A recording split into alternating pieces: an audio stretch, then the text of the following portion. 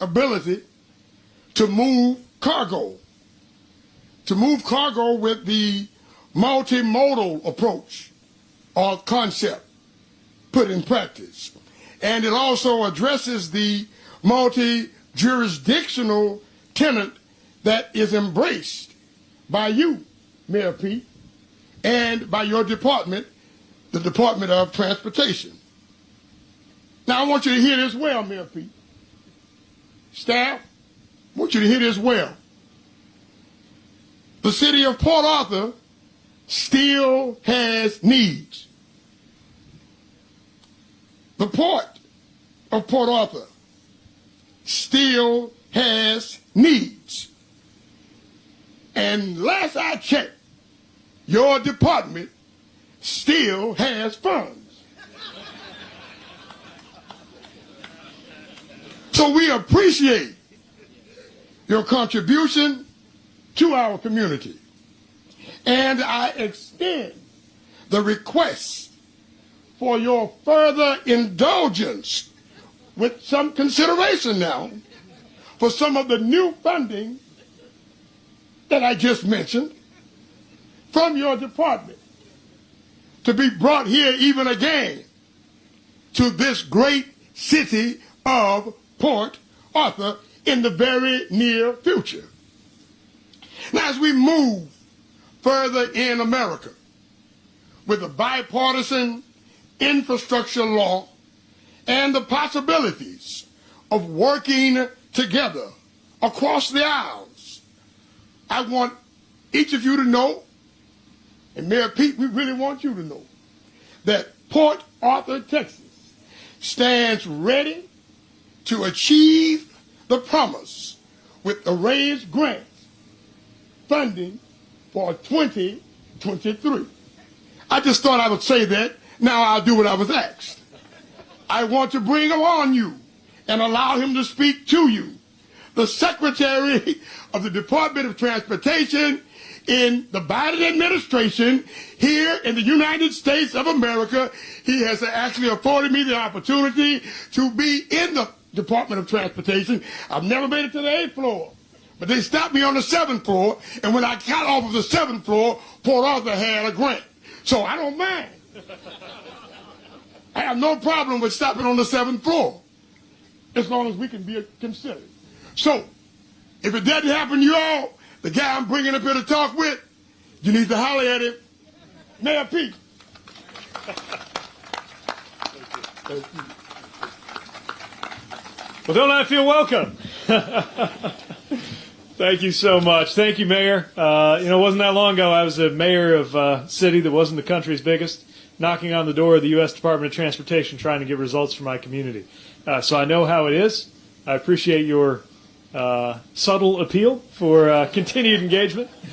And I just so admire the work of mayors today. The job has only become more demanding and more difficult since I wore the title, and I'll always proudly answer to the name of Mayor Pete.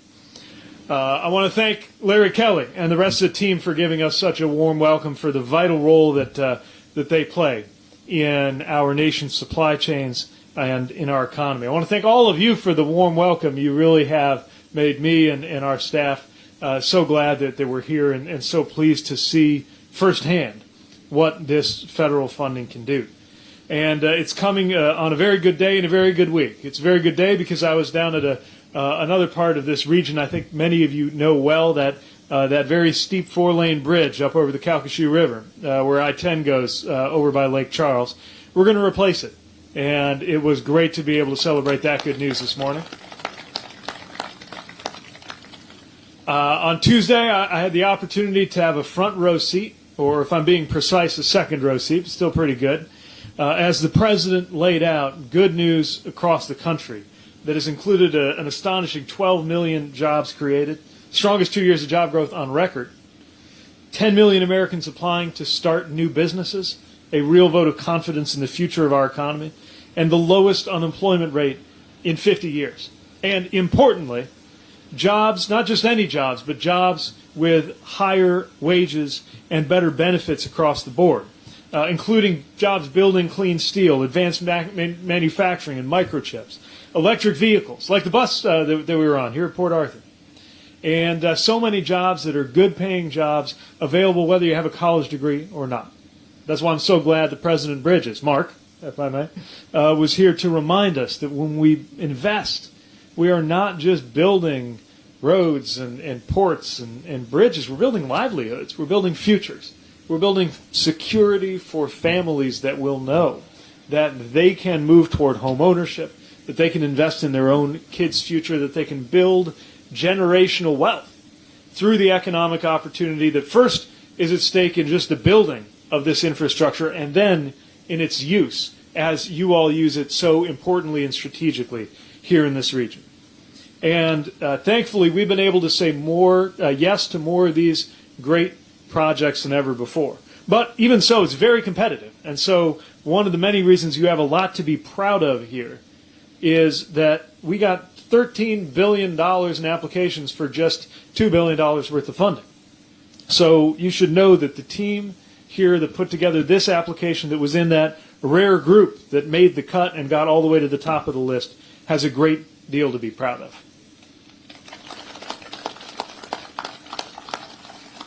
And when you look through these applications, one of the best things about it is you can sense not just the dollars and cents that are at stake, but the hope that is written into these applications, the pride that people take in the future of their community. And I felt that pride on the tour that we got and throughout this visit.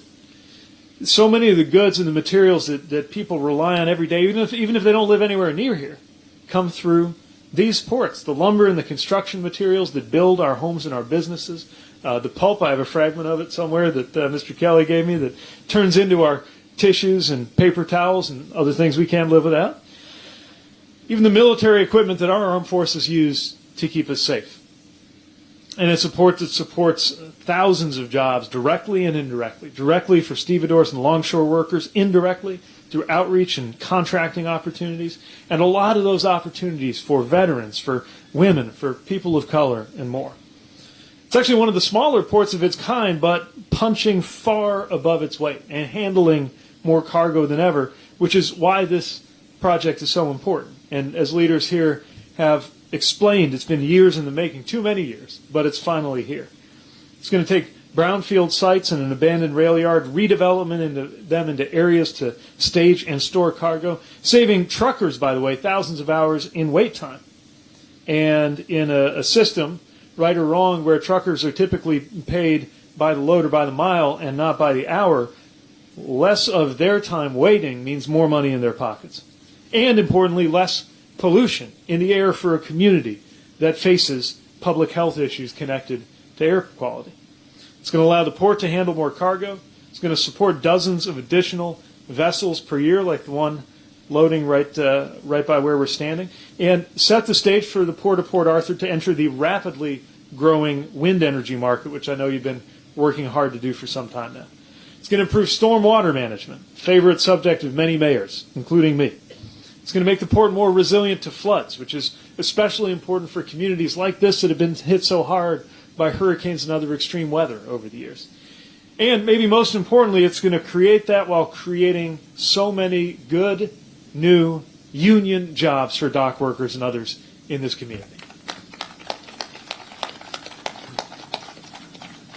And that's just one of so many similar investments we're making across Texas and across the country. So pleased that Mayor Matan from Beaumont could be here. It felt great when I was able to give her that good news phone call last year. $26 million through our Port Infrastructure Development Program to strengthen the dock and build a new marshalling yard. By the way, that was a very competitive round, too. So Beaumont's got a lot to be proud of. And I know that same Port Infrastructure Development Program also came here to Port Arthur, and I saw the vision that you have for putting those dollars to work. So I'd be remiss if I didn't mention that applications for this year's round of PIDP grants are open right about now, today. And I know we'll be getting great applications there. I just want to end by remarking that even though we're a long way from home, and this is definitely not what February is like where I come from, but I'm really reminded of my hometown. I come from a community that saw its population peak in the 1960s. I grew up in the shadow of a Studebaker factory, an 800,000 square foot, 6-story building with beautiful brick, but broken windows that reminded us of the consequences of so many people moving during deindustrialization. My own career started with a fight to protect manufacturing jobs in my part of Indiana. And we had so many houses that we at first couldn't figure out what to do with. But our community got on its feet. Our community believed in its future, and our community understood that we needed to connect the dots between the past and the future, not by trying to rewind to a past that was never to come back, but also by being true to the best elements of our tradition and threading those through into a better future. And I see that exact same thing happening here in this community and the communities near Port Arthur. That confidence in the future and that readiness to do the hard work of making it happen. You may have seen in President Biden's remarks the other night a remark about communities and families that might have felt like they had been forgotten by Washington. And I think there was a sense over the last few years that infrastructure itself had been forgotten by Washington because there's a lot of talk, but the funding never quite came through. We're here to change that. We are changing that. And we know at the end of the day it will most come down not to the checks that come out of the U.S. Department of Transportation, pleased as we are to bring that good news, but to what you are going to do with those resources. The ideas for the projects don't originate in our building. They originate here in communities. The good ideas aren't going to come from Washington, but more of the money should.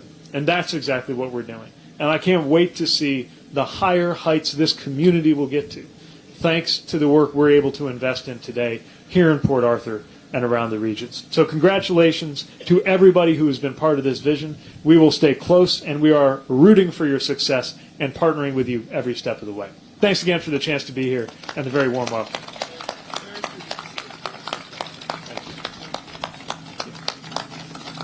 Thank you. Thanks very much. And with that, I think we have an opportunity for a couple of reporter questions. We'll do that. Okay, we'll step out from the podium and do that. Thanks again for the chance to be here. Thanks very much. Secretary, thank you. I got to tell you, the crowd was